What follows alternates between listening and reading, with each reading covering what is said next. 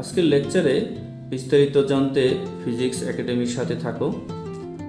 গত পর্বে আমরা বিস্তারিত বিভিন্ন প্রকার গতি সম্পর্কিত ধারণা নিয়েছি। আজকে আমরা বিভিন্ন প্রকার রাশি নিয়ে জানব। বিভিন্ন প্রকার রাশির সংজ্ঞা, উদাহরণ, রাশিগুলোর মধ্যে পার্থক্য জানতে পারবো। তো আমরা প্রথমে আসি, রাশি কি জিনিস? এই ভৌত জগতে যা কিছু পরিমাপ করা যায় তাই রাশি।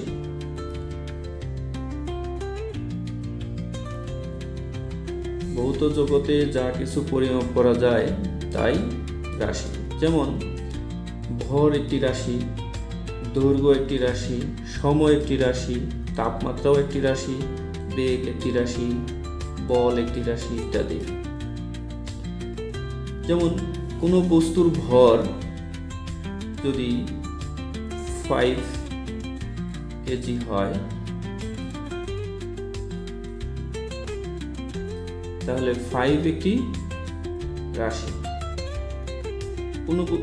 কোনো জায়গার দূরত্ব যদি বা দৈর্ঘ্য যদি 10 মিটার হয়, তাহলে 10 একটি রাশি। তাপমাত্রা যদি 102 ডিগ্রি সেলসিয়াস হয়, তাহলে তাপমাত্রা 102 ডিগ্রি অর্থাৎ 102 একটি রাশি। প্রকৃতি এবং প্রকাশের উপর ভিত্তি করে রাশি মূলত দুই প্রকার: মৌলিক রাশি এবং লব্ধ বা যৌগিক রাশি। মৌলিক রাশি কাকে বলে? যে রাশি স্বাধীন এবং অন্য কোনো রাশির উপর নির্ভর করে না, তাদের মৌলিক রাশি বলে। উদাহরণ: দৈর্ঘ্য, ভর, সময়, তাপমাত্রা, তড়িৎ প্রবাহ, দীপন তীব্রতা এবং পদার্থের পরিমাণ ইত্যাদি মৌলিক রাশি। দৈর্ঘ্য একটি রাশি যেটাকে বিশ্লেষণ করলে অন্য কোনো রাশি এর ভিতরে থাকবে না। ভরও একটি মৌলিক রাশি, সময়ও একটি মৌলিক রাশি। এদের বিশ্লেষণ করলে অন্য কোনো রাশি পাওয়া যাবে না। অর্থাৎ এই সমস্ত রাশি অন্য রাশির উপর নির্ভর করে না, বরং অন্য রাশি এদের উপর নির্ভর করে। অন্য রাশিগুলো এদের দ্বারাই তৈরি হয় বা গঠিত হয়। লব্ধ রাশি: যে সকল রাশি মৌলিক রাশির উপর নির্ভরশীল বা মৌলিক রাশি থেকে উৎপন্ন হয় তাদেরকে লব্ধ রাশি বলে। যেমন বেগ, ত্বরণ, বল, কাজ, ক্ষেত্রফল, আয়তন ইত্যাদি। এই বেগ একটি লব্ধ রাশি, কারণ বেগ ভি ইকুয়াল দূরত্ব বাই সময়। দূরত্ব বাই সময়। তাহলে ভি ইকুয়াল দূরত্ব এস বাই টি, অর্থাৎ এস হলো একটা রাশি, মৌলিক রাশি, সময় একটা মৌলিক রাশি। দুইটা রাশির অনুপাতে বেগ গঠিত হয়েছে। তাহলে বেগ রাশিটি আমরা দূরত্ব এবং সময়ের অনুপাতের মাধ্যমে পেয়েছি বা গঠিত হয়েছে। বেগ সময়, দূরত্ব এবং সময়ের অনুপাত দিয়ে বেগ রাশিটি গঠিত হয়েছে। সেক্ষেত্রে একাধিক রাশির মিলে একটি রাশি পাওয়া গেল, যেটিকে বলা হয়েছে যৌগিক রাশি বা লব্ধ রাশি।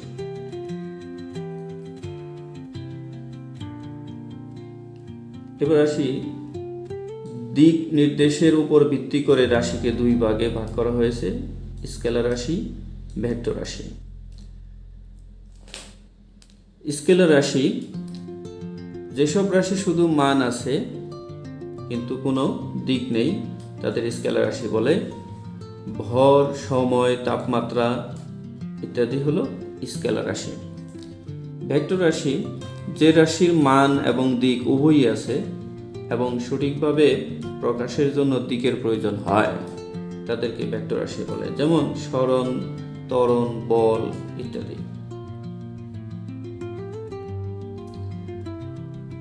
যেমন ভেক্টর রাশি প্রকাশের জন্য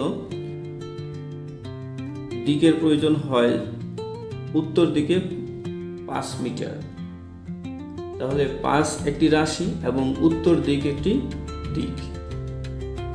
একইভাবে স্কেলার রাশি 5 গ্রাম, কোনো বস্তুর ভর 5 গ্রাম, তাহলে 5 একটি রাশি, কিন্তু গ্রাম এর কোনো নির্দিষ্ট দিক নেই যে পূর্ব দিক, উত্তর দিক, দক্ষিণ দিক।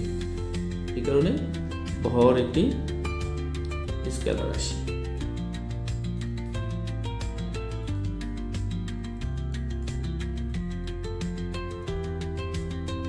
ভেক্টরের মান বা ম্যাগনিটিউড, ভেক্টর রাশির পরিমাণ বা আকার যা একটি সংখ্যা এবং একক দ্বারা প্রকাশিত হয়, যেমন 5 নিউটন বল।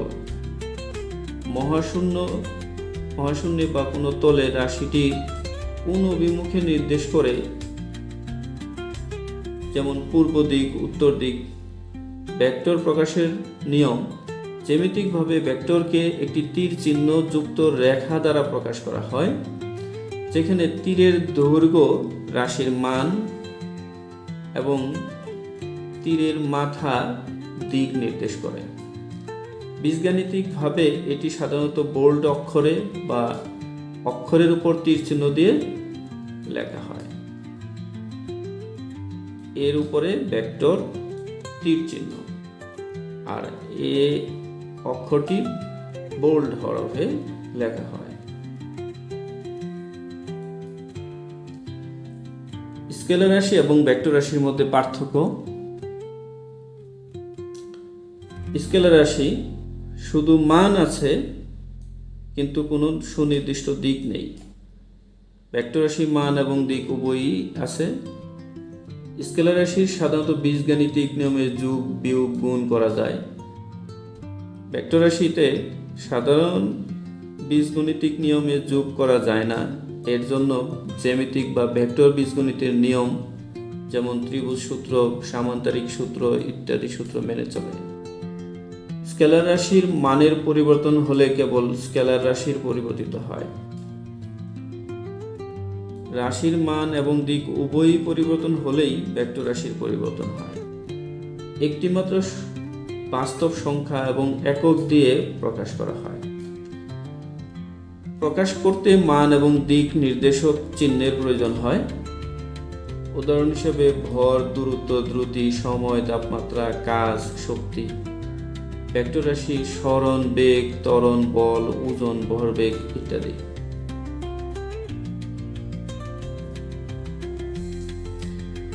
এবার আসি সরণ ভেক্টর রাশি কেন। আমরা জানি যেসব রাশির মান এবং দিক উভয়ই রয়েছে এবং সঠিকভাবে প্রকাশের জন্য দিক এর প্রয়োজন হয়, তাই ভেক্টর রাশি। যেহেতু সরণকে প্রকাশের জন্য মান এবং দিক উভয়ই প্রয়োজন হয়, তাই সরণ একটি ভেক্টর রাশি। দূরত্ব কাকে বলে? দূরত্ব একটি রাশি, যেটা স্কেলার রাশি, আমরা ইতিপূর্বে জেনেছি। তো পদার্থবিজ্ঞানে কোনো গতিশীল বস্তু চলার সময় আদি অবস্থান থেকে শেষ অবস্থান পর্যন্ত যে সম্পূর্ণ পথ অতিক্রম করে তার মোট দৈর্ঘ্যকে দূরত্ব বলে। দূরত্বের প্রধান বৈশিষ্ট্য,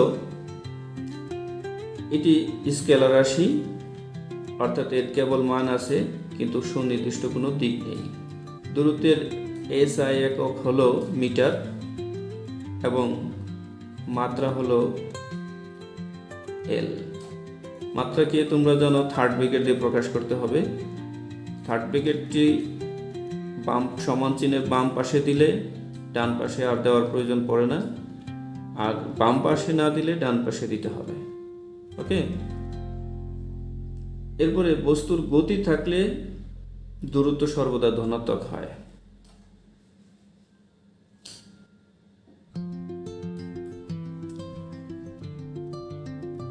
ইতিপূর্বে জেনেছি আমরা সরণ একটি রাশি। তো সরণ বা ডিসপ্লেসমেন্ট বলতে কি বুঝি? পদার্থবিজ্ঞানে কোনো বস্তু যদি আদি অবস্থান বা শেষ অবস্থানের মধ্যবর্তী ন্যূনতম সরলরৈখিক দূরত্বকে বলা হবে সরণ। এটি একটি ভেক্টর রাশি কারণ এতে দূরত্বের মানের পাশাপাশি একটি নির্দিষ্ট দিকও থাকে। সরণের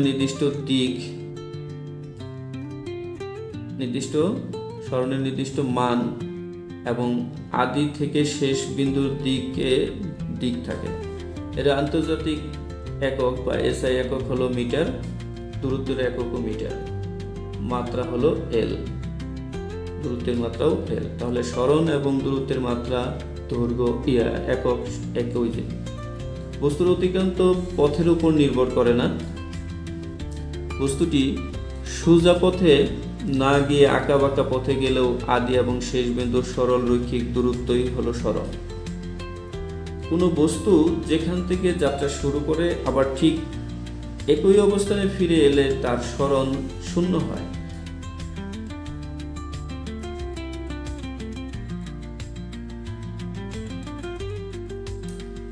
দূরত্ব সর্বদা ধনাত্মক হলেও গতির গন্তব্যের উপর ভিত্তি করে সরণ ধনাত্মক, ঋণাত্মক বা শূন্য হতে পারে। দূরত্ব এবং সরণের মধ্যে পার্থক্য। একটি বস্তু তার যাত্রাপথের মোট যে পরিমাণ পথ অতিক্রম করে সেটি দূরত্ব ইতিপূর্বে আমরা জেনেছি।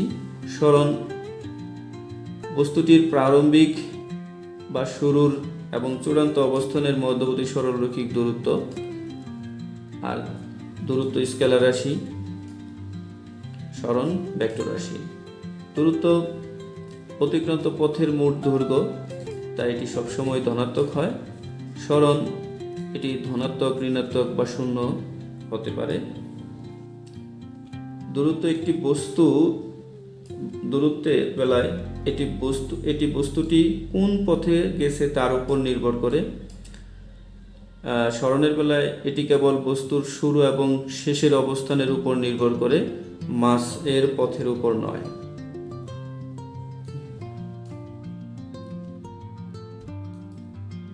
আমরা এবার দূরত্ব এবং সরণকে একটি ফিগারের মাধ্যমে বা চিত্রের মাধ্যমে বোঝার চেষ্টা করি।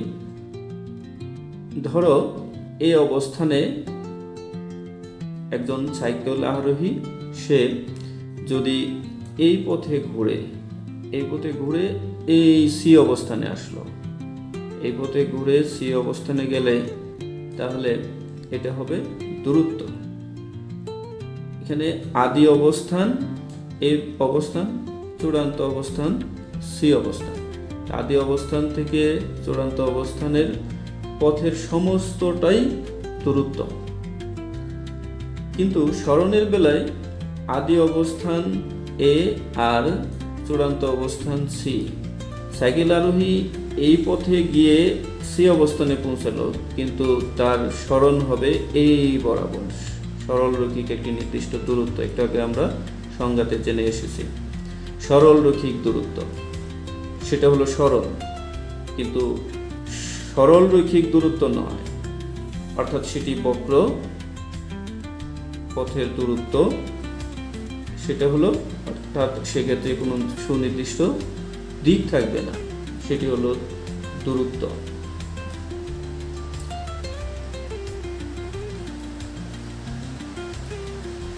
সবাই ভালো থাকো। Thank you. আল্লাহ হাফেজ। সবার জন্য শুভকামনা। Stay connected with Physics Academy. See you next lecture with Physics Academy.